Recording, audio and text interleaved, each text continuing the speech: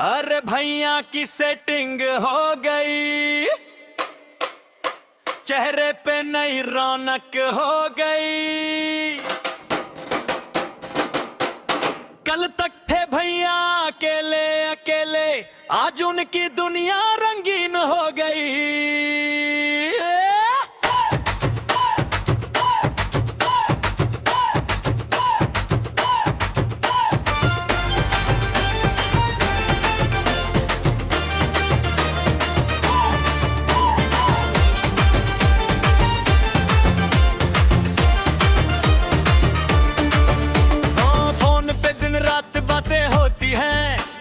चुपके मुलाकातें होती हैं, भैया जब से उनसे मिलने लगे, घर में भी मीठी मीठी बातें होती हैं। माँ पूछे बेटा इतना क्यों मुस्काए, पापा बोले राज हमें भी बताए।